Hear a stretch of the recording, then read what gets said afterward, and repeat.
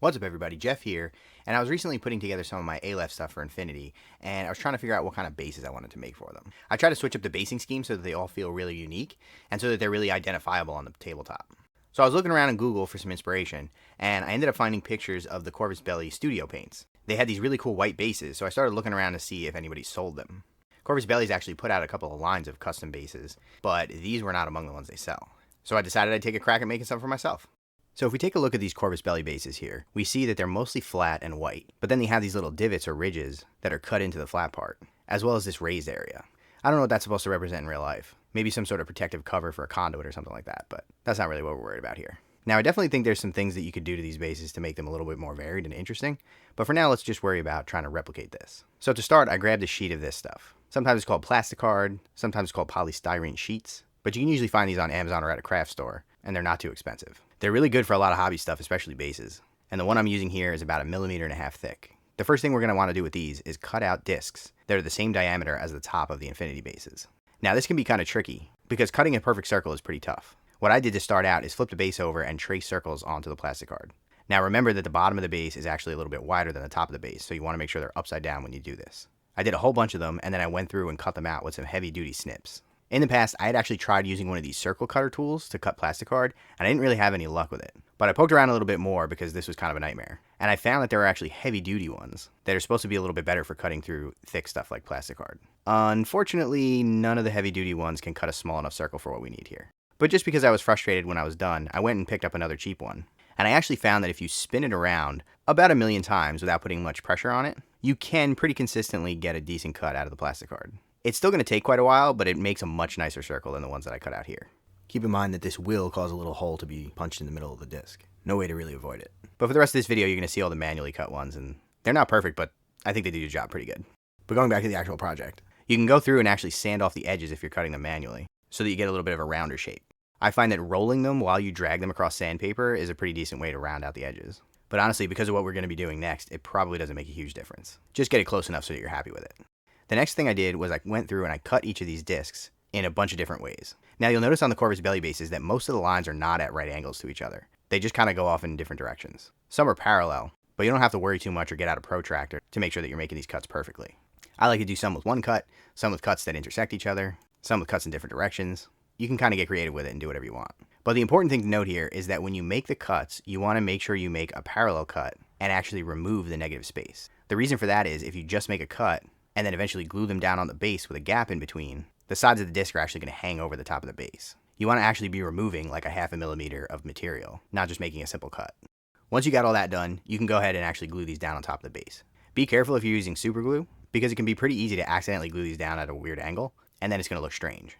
One of the only things in this project that you need to be really precise with is to try to get the pieces on there exactly parallel so that these little cutouts look straight. If you screw one of them up, don't hesitate to rip the piece off, and then you'll probably just have to sand down some of the super glue that's dried on top of it before you re-glue the piece down. Unless you don't care about the lines being straight, in which case, go for it. And then the last thing we want to do to build the base is grab some of these flat polystyrene bits. These are made by a company called Evergreen, and luckily my friendly local game store actually stocks variety packs of tubes and flat bits and all kinds of different stuff. But you should be able to find these online as well if you need to. Also really great to have for doing bases and all kinds of hobby stuff. The particular ones I'm using here are about 3 millimeters wide by 1 millimeter tall. So we're going to take these and we're just going to start gluing them down in different places. Once again, don't worry too much about making sure that they're at right angles to the channels that we put in already. And you can even make some of them overlap if you want to. I laid a bunch of these across the bases, and then for some of them, I actually cut the end at a flush angle, and then glued them flush up against the other raised parts. Again, you can just kind of get creative and do this however you want. I like to have some variety in my bases, so some of them I made pretty plain, while others I made much more complicated. Before we move on to the next step, you want to just go through and trim any parts that are hanging over the edge of the base. Try to be neat about it, and round everything off so that it looks nice and clean. If you're enjoying this video and you find it helpful, then don't forget to leave a like and subscribe to the channel. If you want to support the channel further, then you can check out some of the links in the description. We have the Patreon, where you can support the channel and get a whole bunch of different benefits.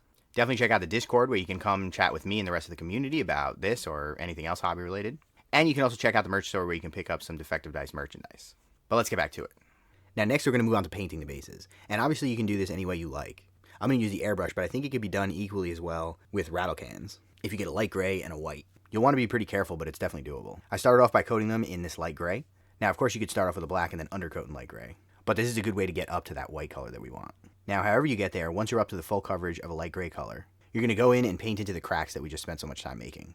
There's definitely a few ways you can go with this. The official bases have a bluish color, but it's pretty subtle, and I decided to just go with a black line. It looks a little bit cleaner to me. You can do this with paint or a wash if you want to be really careful, but another option would be to use panel liner. It's a common thing that they use in things like Gundams, and it's really good for doing recess shading because it spreads out by itself and it only needs a light touch. You obviously want to be pretty careful here because the base is a light color already, so any overpainting that you do is going to take a little bit of work to cover it up. But once that's done, we get to the most important step here. I put some pure white in my airbrush and then sprayed just up to the edges, focusing more on the large flat areas. If you do this right, it'll give you a pretty nice gradient, where the open areas will be bright white, and as you get closer to the cracks or the raised areas, it'll get darker, giving you a nice shadowed effect. You can play around with this a little bit, and you might want to go in and do another coat of white if the first coat doesn't give you good enough coverage.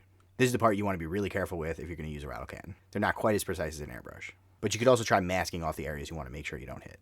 Once that was done, I went in and painted up the raised areas in a dark gray. This is pretty simple, but again, you just want to be really careful that you don't overpaint because the dark gray is going to cover up that white really easily. Don't freak out if you do. I definitely made plenty of mistakes here, but it's worth it to take the time to be a little extra careful at this part.